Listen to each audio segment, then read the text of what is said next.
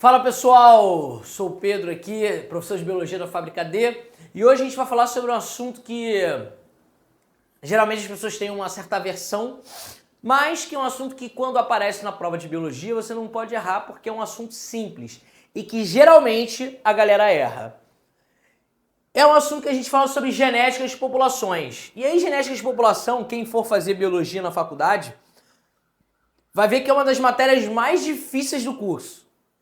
Porque é uma matéria que é o cão. Porém, o que a gente vê aqui dentro do pré-vestibular é apenas o tal equilíbrio, né, ou o teorema de Hardy-Weinberg, beleza?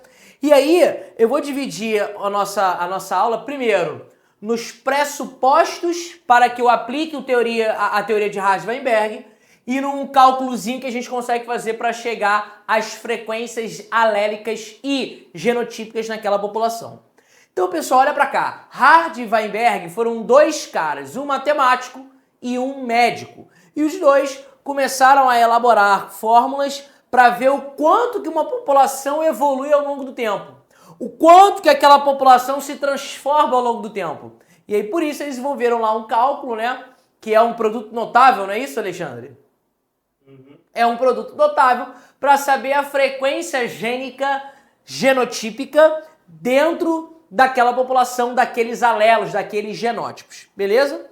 Bom, vamos entender o seguinte. Para que eu aplique a teoria, o cálculo, eu preciso partir de alguns pressupostos. E eu coloquei aqui algum deles. Primeiro, que a população tem que ser infinitamente grande, ou seja, tendendo ao infinito. Essa população, ela tem que estar sem influência de mutações. Essa população tem que estar sem influência de seleção natural.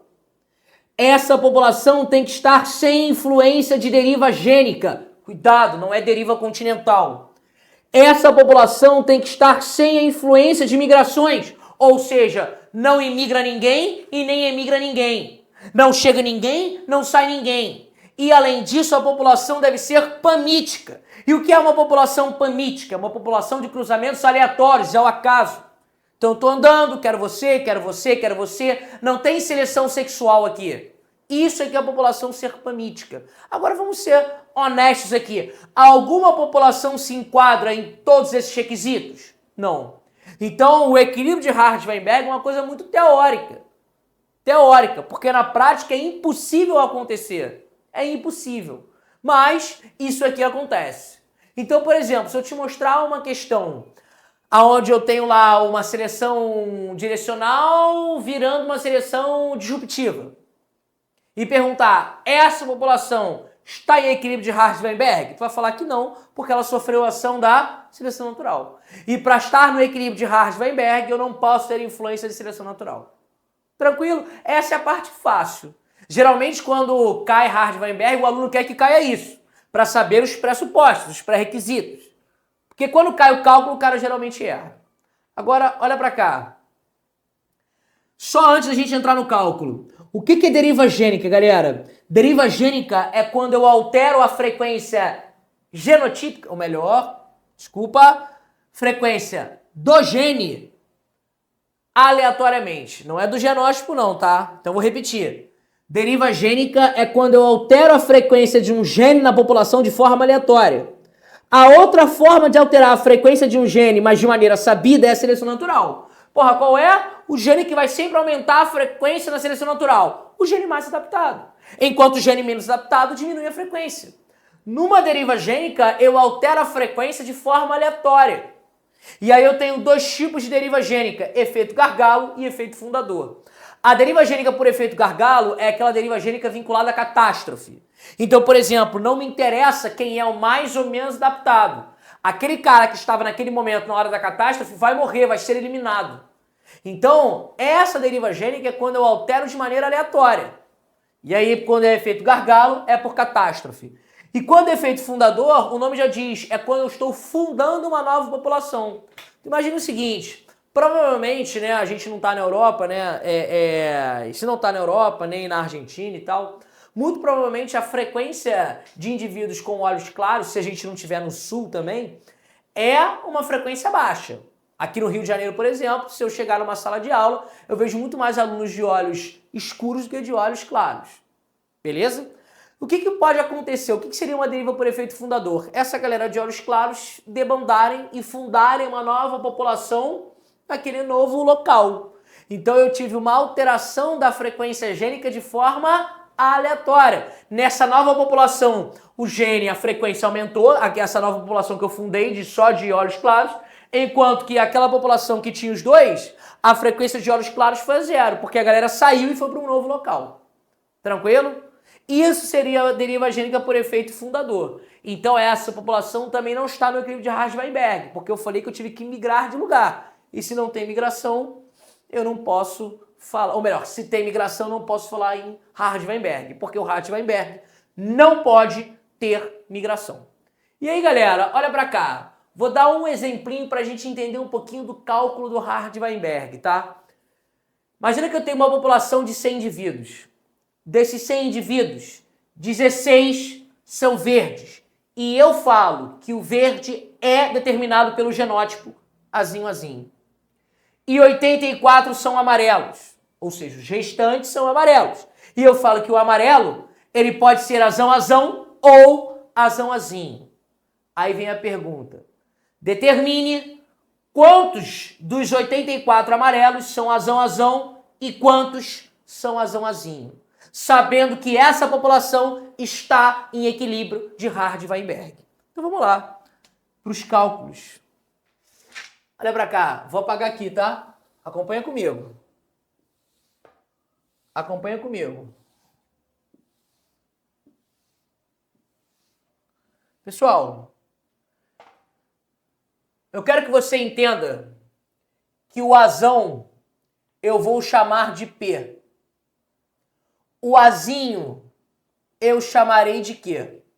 Beleza? Então pensa comigo. Quais são os dois tipos de alelos que eu tenho para o gene A? Eu só tenho o alelo azão e o alelo azinho.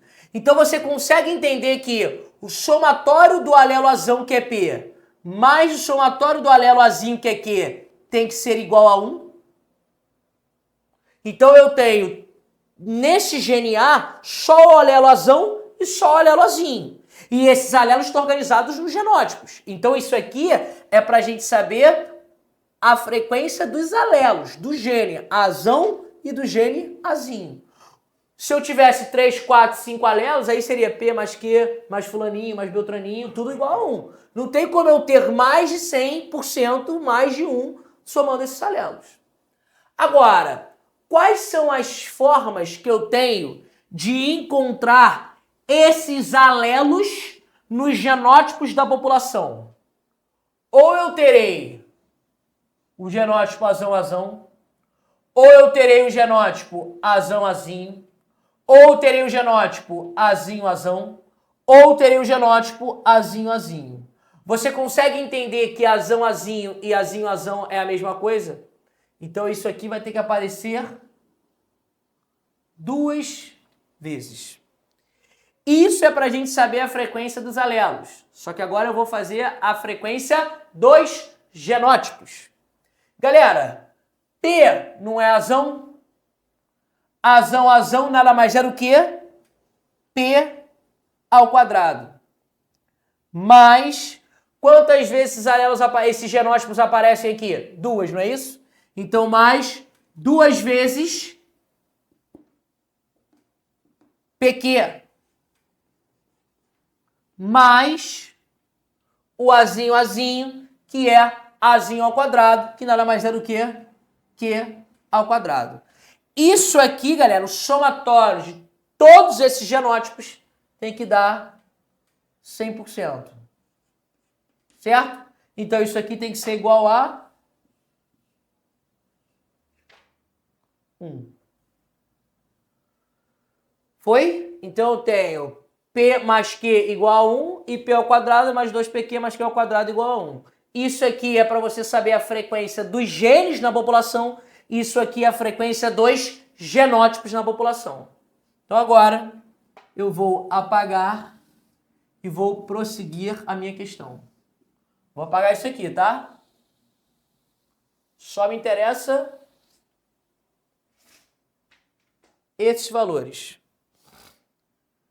Galera, o verde, eu sei que com certeza ele é azinho, azinho.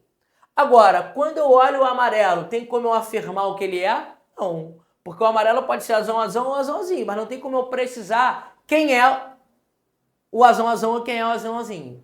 Eu sei que todos eles somando dá 84. Então vamos lá. Fala comigo. Azinho, azinho não é Q ao quadrado? Q ao quadrado, galera, nada mais é do que 16 em 100. Quanto é que é 16 em 100? 0,16. Então, 0,16 é a frequência do genótipo azinho, azinho. Se eu quero saber a frequência do azinho, basta eu tirar a raiz de 0,16. Então fica Q é igual a raiz 0,16. Raiz 0,16 é igual a 0,4. Então Q é igual a 0,4. Essa aqui, galera, é a frequência de azinho na minha população. Se eu sei a frequência de azinho, eu tenho como saber a frequência de azão, que é o P? É óbvio, porque o P mais Q tem que ser igual a quanto? 1. Então, 1 menos 0,4 é igual a 0,6. Então, a frequência do P é igual a 0,6. Essa aqui é a frequência do alelo azão na população. Enquanto essa é a frequência do alelo azinho na população. Se eu tenho a frequência do azinho, tenho do azão, basta eu tacar na fórmula para achar a frequência dos genótipos. Então vamos lá. Olha para cá. P ao quadrado, 0,6 ao quadrado. 0,6 ao quadrado mais 2pq. P mais, aqui ó, P vezes Q, 0,4 vezes 0,6. Concorda? Vezes 2. Isso aqui vai dar... Vamos fazer logo os cálculos? 0,6 ao quadrado dá quanto, galera? Vamos fazer logo os cálculos aqui. 0,6 ao quadrado dá 0,36. 2pq. 2 vezes 0,4 vezes 0,6. Isso aqui dá mais 0,48. E o Q ao quadrado, que é o azinho, que é 0,4 vezes 0,4, mais 16. Isso aqui tem que ser igual a quanto? 1. Esse somatório tem que ser igual a 1. Se você somar, dá 1. Então fala para mim, 0,36, vamos fazer aqui agora. 0,36 é a frequência de qual genótipo? Azão, azão. 0,36 é 36%. 36% de 100 é igual a quanto? 36. Então, 36 são, dos 100 no caso, né? São amarelos. Azão, azão. A frequência de heterozigotos na minha população, que está em equilíbrio, é 0,48. 0,48 é 48%. 48% de 100 é igual a 48 indivíduos amarelos, azão, azinho. Qual era a pergunta? Quantos dos amarelos são azão, azão? Quantos amarelos são azão, azinho? Está exatamente representado aqui esses valores. Tranquilo, galera? Então eu, a partir disso aqui, achei a frequência do azinho, achei a frequência do azão, taquei na fórmula para achar a frequência dos genótipos. Achando a frequência dos genótipos, eu olho quanto que eu tenho na população total e acho os números. É óbvio que eu coloquei aqui na minha questão 100 para ficar um cálculo fácil, mas se o cara colocasse 342, aí você tem que ficar fazendo regras de 3, que aqui a gente já faz direto. É em 100, é 100%, fechou tudo. Tranquilo? Agora, eu só vou apagar o quadro e te mostrar mais um gráfico que pode aparecer também sobre Hardy-Weinberg. Então, atenção, eu vou comentar o gráfico, vou comentar uma questão que apareceu já em prova e a gente faz. Os dois tipos de questões que podem aparecer para você de Hardy-Weinberg em relação a cálculo, porque a outra forma que poderia aparecer, que eu apaguei aqui, é para você saber os pressupostos para aplicar a teoria de Hardy-Weinberg. Então, vamos para o próximo quadro. Pessoal, então, esse aqui é o gráfico que a gente pode trabalhar também sobre teoria de Hardy-Weinberg. Então, olha para cá. Aqui eu tenho a frequência dos genótipos na população, enquanto que aqui eu tenho a frequência do alelo P. Lembrando que o P representa o alelo azão, beleza? Então vamos lá. Então, enquanto aqui é a variação frequência fenotípica, aqui é a frequência dos alelos, dos genes na população. Então perceba que esse azul representa o genótipo azinho-azinho. O verde representa o genótipo azão-azinho, enquanto que o rosa representa o genótipo azão-azão. Olha como é que fica fácil. Galera, aqui eu tenho a frequência do alelo P. Isso aqui é o 0, aqui é o 1. Então, quando a frequência do alelo azão é 100% na população, significa dizer que todos os genótipos são o quê? 100%. Dos genótipos são o quê? Azão-azão. Que faz sentido. Quando a frequência do alelo azão é 0 na população, significa dizer que todos os genótipos são o quê? Azinho. Então, como é que vai ser a frequência do alelo azinho na população? 1, 100%. Enquanto que aqui vai ser o quê? 0. Então, perceba que se aqui é do alelo azão, é de 0 a 1. Se aqui for o alelo azinho, é de 1 a 0. Aí eu digo para você o seguinte, a questãozinha. O cara te dá isso aqui, ó. Esse gráfico fala isso aqui, ó. A partir desse valor aqui, calcule a frequência dos genótipos. Olha, o cara já te deu que o P vale quanto? 0,6. Se o P vale 0,6, o Q vale quanto? 0,4. Lembra que o P mais Q tem que ser igual a 1. Se o P é 0,6, o Q é 0,4. 0,4 mais 0,6 é igual a 1. Sei a frequência do azão, sei do azinho, taco na fórmula, que é o quê? P ao quadrado mais 2PQ mais Q ao quadrado. Então é outra forma que isso aqui pode aparecer também para você. Simples, né? Tranquilo? A outra forma é um pouquinho mais trabalhosa. Essa aqui, apesar de ter o gráfico que espanta, mas é uma forma mais simples, porque o cara já te deu a frequência do alelo. No outro ele te deu de um, você teve que achar a frequência de um alelo, achar a frequência do outro para chegar aos genótipos. Aqui o cara já te deu a frequência de um alelo, você só acha de outro, diminuindo de um, e já taca naquela fórmula P ao quadrado mais 2PQ mais Q ao quadrado. Perfeito, galera? Tranquilo? Com isso a gente encerra a nossa aula aí de genética de populações, de equilíbrio de Hardy e Weinberg. Valeu? Pessoal, um beijo grande, um abraço, fiquem com Deus e até a próxima.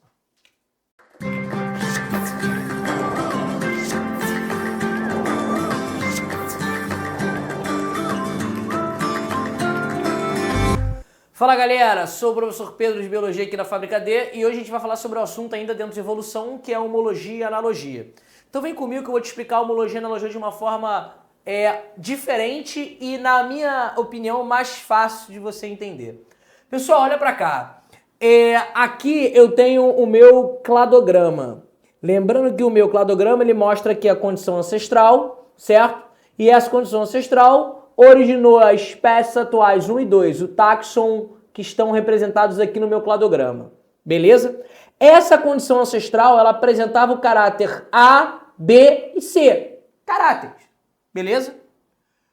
Para essa condição ancestral dar origem à espécie 1, o caráter A virou o caráter A1 e o caráter C virou o caráter C1. o B se manteve. Então, quando eu olho a espécie 1, eu vejo o caráter A1, B e C1. Lembrando que A1 e C1 derivaram de caráter A e C. O B se manteve. Quando eu olho a espécie 2, eu vejo que o caráter A deu origem ao caráter A2 e o C deu origem ao caráter C2. Então, a espécie... Vou fazer aqui, calma aí que eu fiz errado. Aqui, ó. Pronto. Quando eu olho a espécie 2, eu vejo o caráter A2, B e C2. Perceba que o A2 e o C2 são caráteres que derivaram de A e C, enquanto que o B se manteve.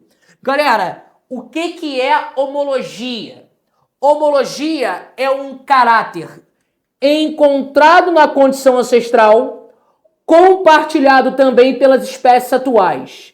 Então, eu vou repetir. Homologia é um caráter compartilhado pelas espécies atuais, encontrado também aonde? Na condição ancestral. Então, quem é o caráter homólogo da questão?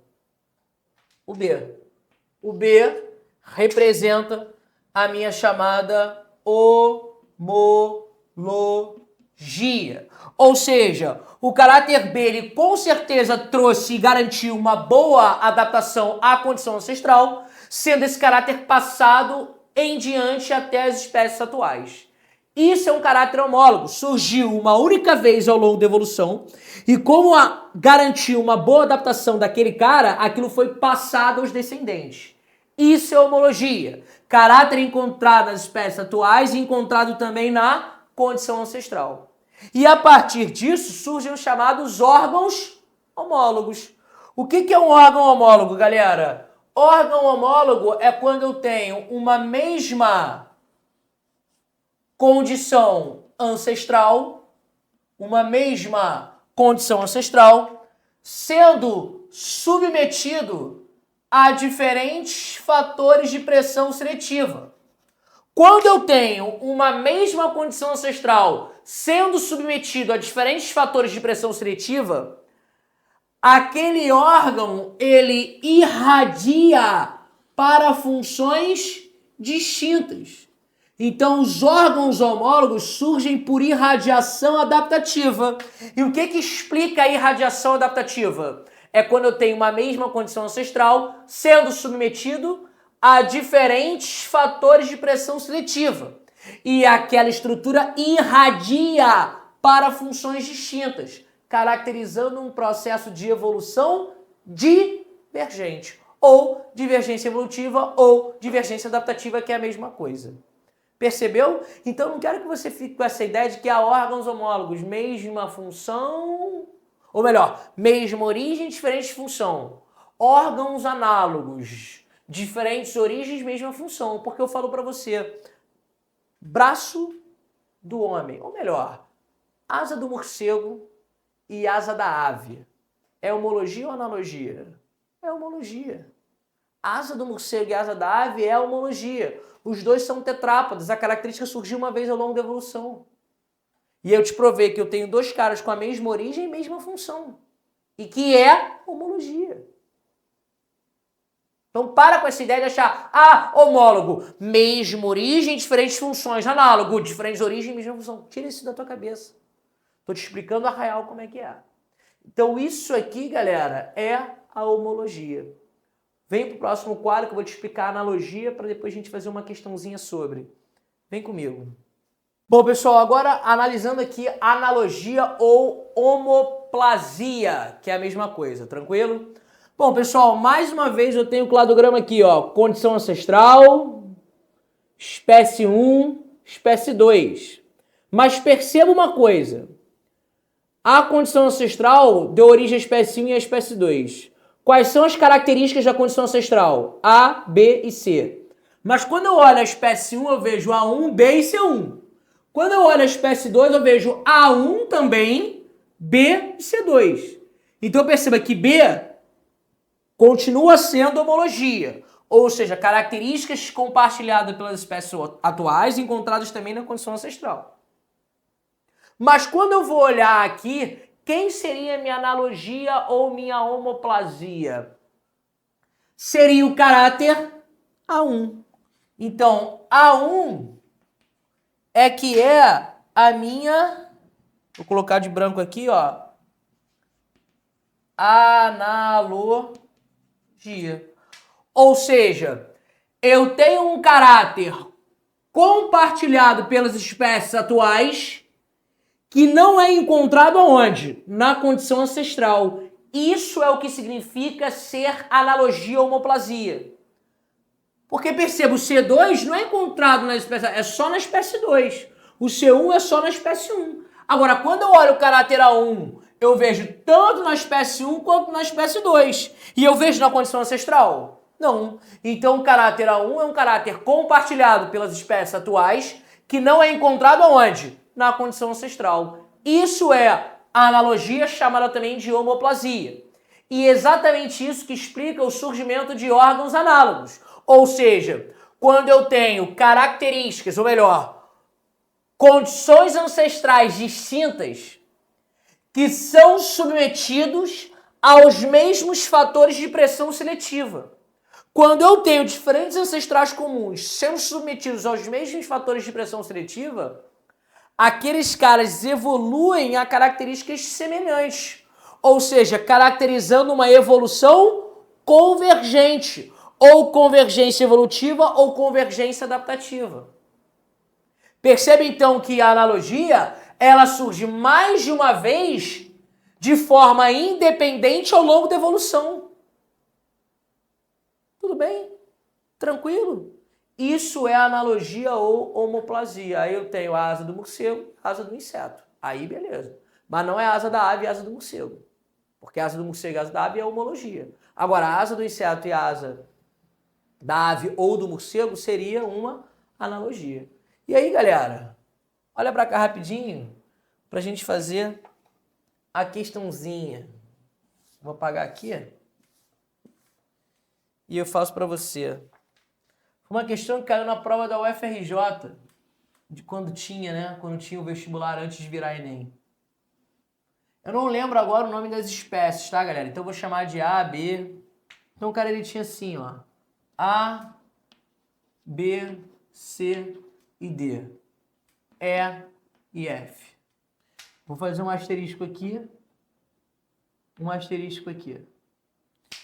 Ele diz o seguinte, que aqui eu tenho várias espécies diferentes lá de animais distintos, de felinos. E aí, galera, ele diz o seguinte, que o B e o C, eu não lembro se era só felino não, galera.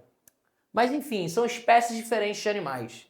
E aí, o B e o C apresentavam dentes de sabre, beleza? Então, o B e o C, que são os caras que têm a característica, né, que estão aqui em asterisco, apresentavam a característica dente de sabre. E aí perguntava se o dente de sabre era homologia ou analogia e justifique. Galera, quando eu olho o dente de sabre, eu vejo característica encontrada nas espécies atuais que não é encontrada onde? Na condição ancestral. Só esses dois caras têm. E não é encontrado na condição ancestral. Caracterizando, então, uma analogia ou homoplasia. Que era o gabarito da questão. Fechou, galera? Tranquilo? Pessoal, com isso a gente encerra essa aulinha que é bem curtinha sobre homologia e analogia, para tirar um pouco a tua ideia de que há órgãos homólogos, mesma origem, diferentes funções. Órgãos análogos, diferentes origens, mesma função. Esquece isso. Estou te explicando a real, o que é homologia e o que é analogia. Pessoal, um beijo grande, um abraço, fiquem com Deus e até a próxima aula.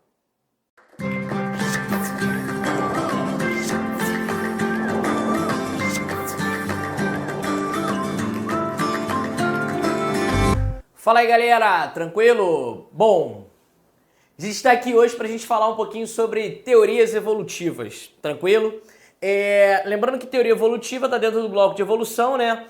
E lembrando que evolução você não pode esquecer que significa transformação, modificações. Lembra que evolução não significa ser melhor, ser mais adaptado. Evoluir significa transformar. Então, quando eu falo em teorias evolutivas, eu falo em teorias que tentam entender e mostrar um pouco as modificações que os seres sofrem ao longo do tempo. E aí eu tenho basicamente 3 teorias evolutivas. Vamos na ordem aqui. O primeiro cara aí foi Lamarck, né? Então eu tenho o lamarckismo, que é a primeira teoria evolutiva. Lembrando que Lamarck, galera, as pessoas têm aquela ideia de falar, Lamarck era um bundão, Lamarck falou que a girafa aumentava o pescoço. Cara, para de ser preconceituoso com Lamarck. Lamarck era um gênio. Tem que lembrar que Lamarck ele publicou sua teoria em 1809. 1809 ele foi o primeiro cara que teve coragem de peitar a igreja e falar em evolução. Porque lembra que até então a ideia criacionista, né, e fixista, melhor dizendo, é o que reinava. Porque lembra, criacionismo e fixismo são coisas diferentes. Criacionismo é a teoria que tenta te explicar a criação de todo mundo. E fixismo é aquela ideia que tenta te dizer que os seres são fixos e imutáveis ao longo do tempo. Então o macaco sempre foi macaco, o ser humano sempre foi ser humano. Então Lamarck, em 1809, quando ele fala em evolução, quando ele publica a sua teoria, ele está exatamente indo de frente contra isso, batendo de frente contra essa ideia fixista. E agora falando em transformações que os seres sofrem. Lembrando também, fazendo um paralelo com história, Lamarck ele foi muito favorecido pelas ideias iluministas da época. Aquilo ali potencializaram muito e deram muita coragem a Lamarck a falar das suas teorias evolutivas. Lembrando que Lamarck ele era a mesma época, né, do avô do Darwin, o chamado Erasmo Darwin, que foi o primeiro Darwin a pensar em evolução. Obviamente, não foi o Darwin mais famoso, e o mais famoso é o Charles Darwin, mas é só para te conceituar que o Charles Darwin não foi o primeiro Darwin a pensar em evolução. Tranquilo? Então Lamarck, lá em 1809, ele diz o seguinte: duas coisas básicas em suas teorias: a lei do uso-desuso e a herança dos caracteres adquiridos. É importante que você entenda o que Lamarck quis dizer com lei do uso-desuso. Porque quando eu falo em lei do uso-desuso, eu estou falando em quê? Que se eu tenho, eu evoluo, se eu não tenho, eu perco. Na ideia, galera, o que Lamarck quer dizer com lei do uso-desuso é que o meio ambiente é um agente alterador de formas. Então aqui, ó, o meio altera formas. Essa é uma das principais diferenças entre Lamarck e Darwin. E quando eu digo Darwin, é o Charles Darwin. Então, quando eu falo que o meio é um agente alterador de formas, eu estou dizendo que se você for para altitude, altera a tua forma. Se você for para a praia, altera a tua forma. Então é para você tirar essa ideia de que a Lamarck era um bundão, Lamarck estava errado. Hoje em dia, aquilo que eu sempre falo, é muito fácil você pegar com o conhecimento de hoje e falar e interpretar o que o cara falou há anos atrás. Aí é mole. Porra, tudo já foi estudado, a ciência avançou. Hoje em dia, fazer ciência é muito fácil. Tu imagina naquela época. Tu imagina o cara que descreveu a estrutura do ácido nucleico. O cara que descreveu a duplicação do DNA. O cara foi o primeiro, meu irmão. Hoje em dia é fácil virar e falar que a duplicação é semiconservativa. Mas vai mostrar como é que é essa semiconservação. É difícil, cara. Então, tenta melhor imaginar as dificuldades que o cara teve na época. Então, quando Lamarck fala em lei do uso-desuso, ele está dizendo que o meio é um agente alterador de formas. E sem essa ideia, Lamarck falou que a girafa olhou para cima e falou, meu Deus, os alimentos estão tão altos. Cresça pescoço, cresça pescoço. E o pescoço cresceu. Pô, isso aí, cara, na boa. Então eu tô querendo te trazer que essa ideia de lei do uso-desuso, ela acontece. Te dei exemplos. Vai pra praia, tua coloração fica a mesma. Quando tu vai à altitude, o número de hemácias teu não vai variar. Quando você começa a ir pra academia, o teu corpo não muda. Pode não mudar da forma que você quer, mas vai mudar. Então o meio ambiente é um agente alterador de formas. Isso é o que Lamarck quis dizer com lei do uso-desuso. Então, por exemplo, você vai para altitude, lá eu tenho menos oxigênio. Então você começa a aumentar a produção de hemácia para captar melhor o oxigênio que tem. Quando você vai à praia, você produz mais melanina para a proteção da radiação ultravioleta. Fica mais corado. Quando você vai à academia, você emagrece, teu corpo alterando. Então o meio é sim capaz de alterar formas. Agora, é uma alteração que é limitada. Perceba que hoje a gente tem um conceito de fenótipo e genótipo. O que não altera é o teu genótipo, mas o teu fenótipo ele altera. Então, na real, eu sei que hoje essa alteração de formas ela é restrita a nível fenotípico. a nível fenotípico. O meio não vai fazer você passar a ter um gene. O gene ou você tem ou você não tem. E aí aquilo ali pode ser expresso ou não. Pode aumentar a expressão ou reprimir a expressão. Mas a ideia é te mostrar que meio altera formas. Ficou claro? Beleza? Tudo bem. Galera, mas obviamente não esqueça, tá? Tem uma restrição aqui, como comentamos. E aí nós temos também a herança dos caracteres adquiridos. O que Lamarck diz com a herança dos caracteres adquiridos? É que alguma característica que você adquiriu ao longo da tua vida, ela vai ser passada aos descendentes. E aí, durante muito tempo, se achava que esse era o grande erro de Lamarck, que eu acabei de provar que a lei do uso e desuso não está de toda errada. E aí falava o seguinte, se você perder o braço, o teu filho vai nascer sem braço. Quá. Só que hoje em dia, galera, já tiveram provas vestibulares do Brasil que cobraram como que a herança dos caracteres adquiridos ela é validada. E aí, como eu falei, Lamarck naquela época não tinha conhecimento de gene, de DNA, de fenótipo, não tinha esse conhecimento. Então hoje a gente sabe que existe uma coisa na ciência chamada de epigenética. E a epigenética é quando eu tenho alteração da expressão gênica sem que haja uma mutação. E essa epigenética, ela pode sim ser passada ao descendente. Então, provando que uma herança que foi adquirida, ela pode ser passada aos descendentes. Uma característica, melhor dizendo, adquirida, pode ser passada aos descendentes. Isso é comprovado pela epigenética. Então, na real, hoje, não existe um grande erro de Lamarck. Não existe. Porque existem características, sim, que você adquire ao longo da tua vida e passa adiante. É óbvio que não é um braço perdido, uma perna perdida. São características genéticas, microscópicas, de expressão gênica que a gente está trabalhando. Que Lamarck não tinha esse conhecimento na época. Beleza? Então, obviamente, eu estou te atentando aqui só para você ver que se você ler alguma questão que fale sobre validação da herança dos caracteres adquiridos, é com certeza a relação vinculada à epigenética. Ou seja, características passadas em termos de epigenética, em termos de alteração na molécula de DNA. Fechou, galera? Tranquilo? Bom, Lamarck falava isso aqui. E agora a gente vem para o tal Darwin. E a gente fala do darwinismo. E aí, galera, qual foi a grande diferença de Lamarck para Darwin? Enquanto Lamarck falava que o meio altera formas, Darwin fala que o meio seleciona formas pré-existentes. Então olha para cá.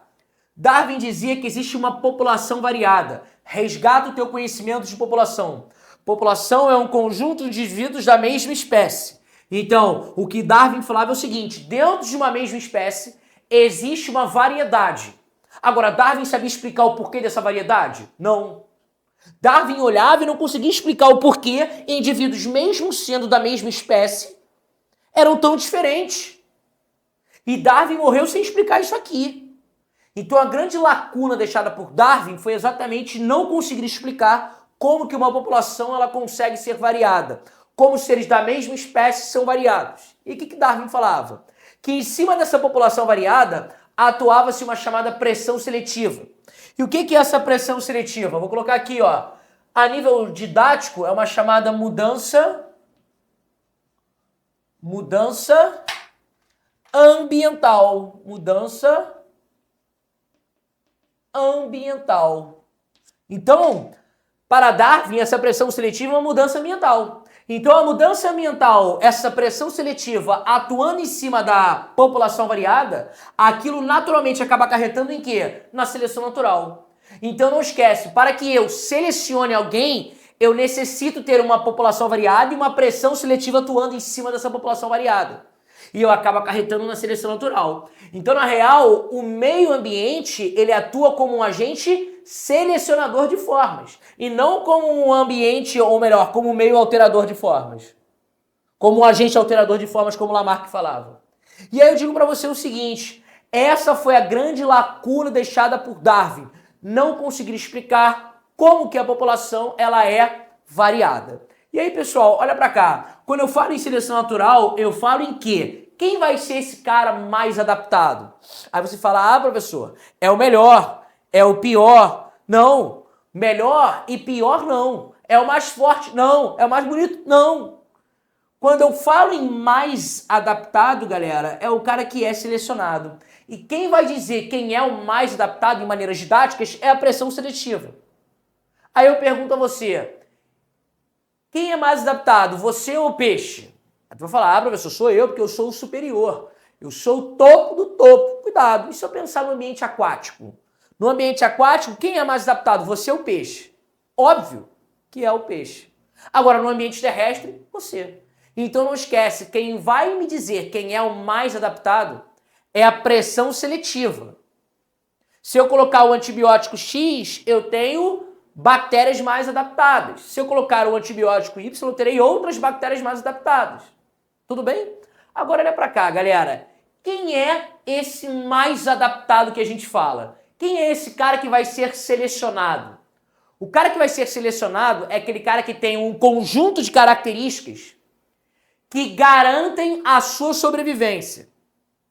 Isso se chama valor adaptativo, que é exatamente esse W aqui. Então vou colocar, ó, que esse W aqui, ele nada mais é do que um valor adaptativo.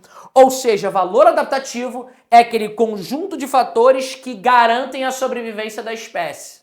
A sobrevivência, melhor dizendo, do indivíduo. Isso é o valor adaptativo. Então eu, mais apto, preciso ter um alto W, um alto valor adaptativo? É óbvio. É óbvio. E eu preciso ter um baixo S. O que é o S? É o chamado coeficiente de seleção. E o que é esse coeficiente de seleção? São características que desfavorecem a sobrevivência do indivíduo. Então, na real, eu digo para você que o W mais o S é igual a 1. Então, se eu tenho um W de 0,9, eu tenho um S de 0,1.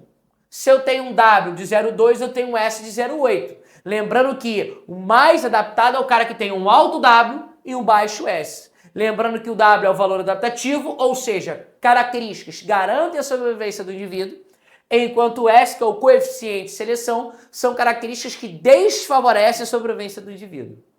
Isso aqui é o camarada mais adaptado. Agora pensa, basta eu ter características que garantam a minha sobrevivência? Isso me faz ser o mais adaptado? Não. Falta mais uma coisinha ainda. Por que eu estou dizendo isso? Darwin, quando olhou pavão, ele ficou fascinado nos pavões. Mas fascinado.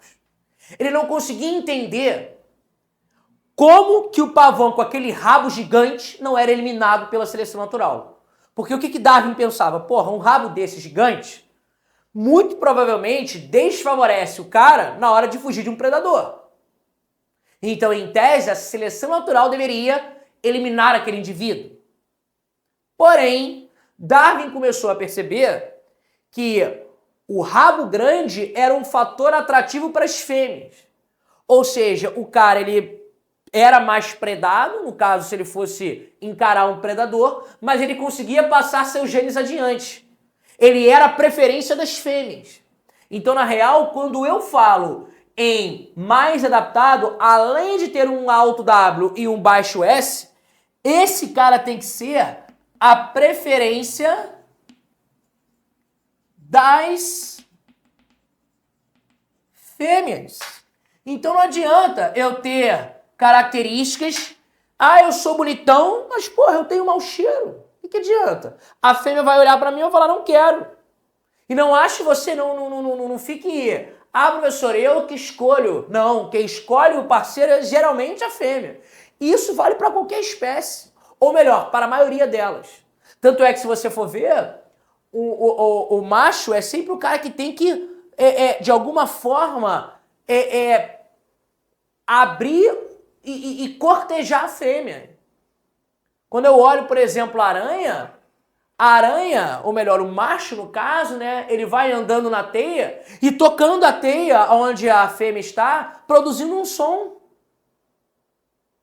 Eu já vi machos levando presentinhos e insetinhos para a fêmea. Então, na real, a gente, no caso, tem que garantir a preferência das fêmeas. E o que Darwin falou disso? Que essa preferência das fêmeas resulta num processo chamado de seleção sexual. É exatamente isso que o indivíduo tem que ter para ser chamado de mais adaptado. Essa é a ideia de Darwin. Ou seja, meio induzindo seleção de formas. E a seleção se dá a partir de uma pressão seletiva atuando na população variada, acarretando na escolha do indivíduo mais adaptado. Lembrando que a gente vai falar agora dos 3 tipos de seleção natural: disruptiva, estabilizadora e direcional.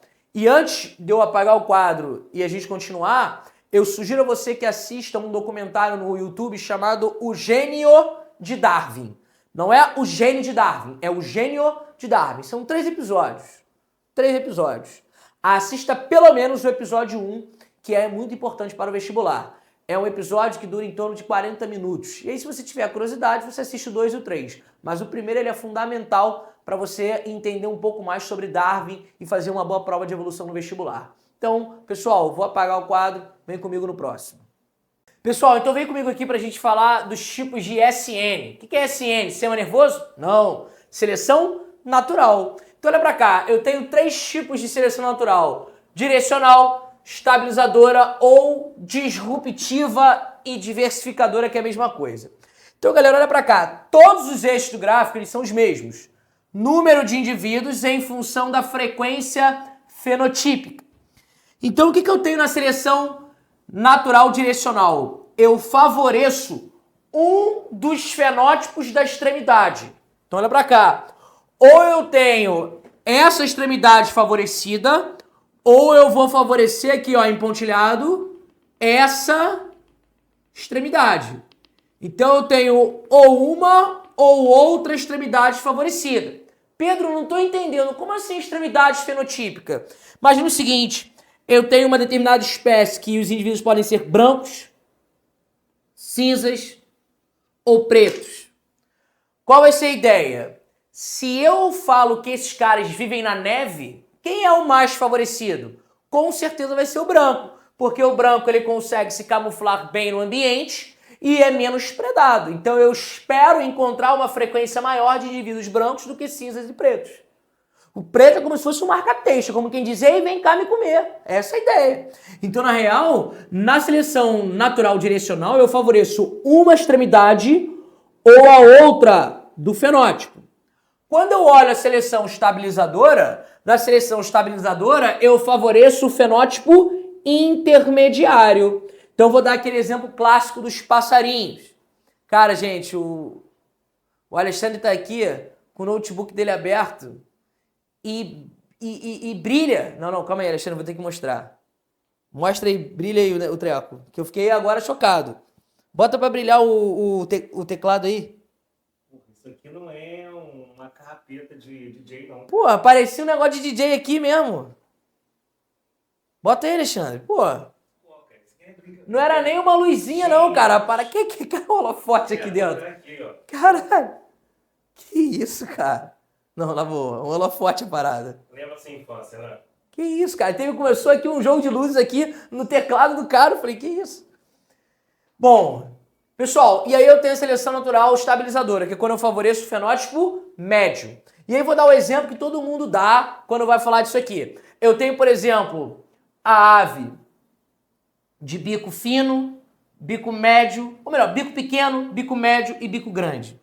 E aí eu digo para você o seguinte, a ideia é a gente pensar, ou melhor, eu vou dar outro exemplo, porque a do bico eu vou usar aqui. Eu vou dar outro exemplo, que é melhor.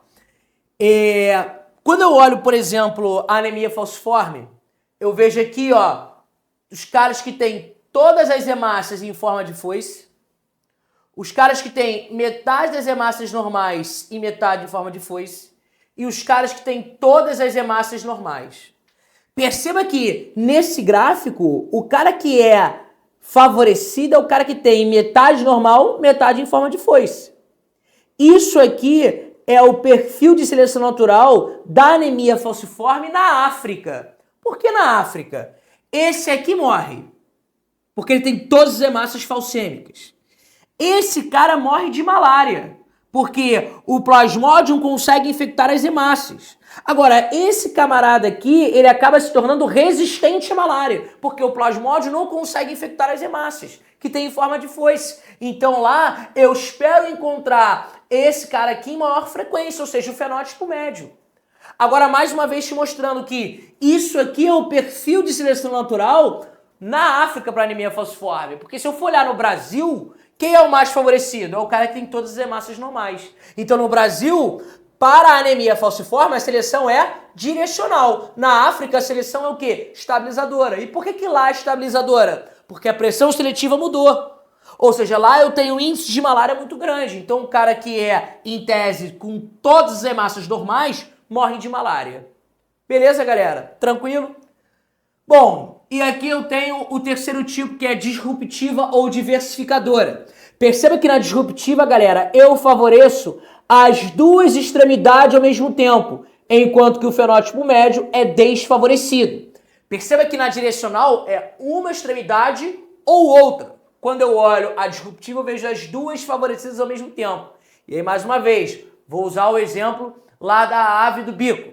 Bico pequeno, bico médio, bico grande. Imagina que o alimento dessa ave sejam alguns bichinhos que ficam em buraquinhos de árvore ou grandes sementes. A ave de bico pequeno, ela não tem força suficiente para quebrar a grande semente e se alimentar. Enquanto que ela consegue ter tamanho suficiente para pegar os bichinhos dos buraquinhos da árvore, por exemplo. A ave de bico grande não consegue ter o bico capaz de entrar nos buraquinhos das árvores, mas ela tem força suficiente para quebrar as grandes sementes. Já a ave dessa espécie de bico médio não consegue fazer nenhuma coisa nem outra. Então ela é desfavorecida em função do favorecimento das outras duas extremidades ao mesmo tempo. Beleza? Então essa é a seleção natural disruptiva ou diversificadora. Assunto, galera, que aparece muito no vestibular. Lembrando sempre que os eixos seriam o número de indivíduos da espécie em função da variação fenotípica. Tudo bem?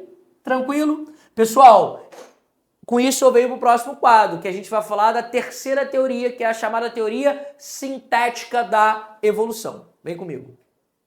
Bom, pessoal, e a última teoria aqui evolutiva é o neodarwinismo, chamado também de teoria sintética da evolução. Lembrando que neo é novo, darwinismo é o que você já conhece. Então, na real, o neodarwinismo nada mais é do que a genética, ou melhor, Darwin com aquelas suas ideias, mais a genética moderna. Então, por exemplo, o esqueleto é o mesmo.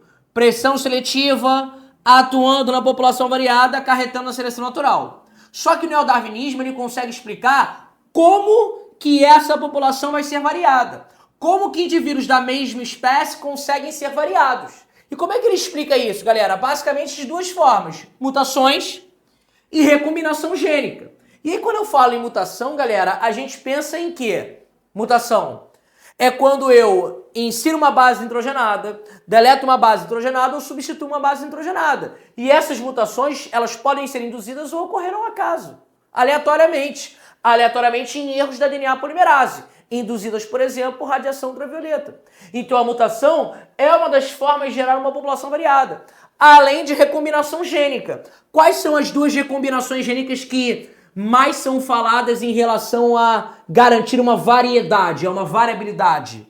Crossing over, chamado também de permutação gênica, e a segregação independente. São as formas que eu tenho de recombinar a minha molécula de DNA. Então, recombinação gênica, e não esquece, quais são as duas? Segregação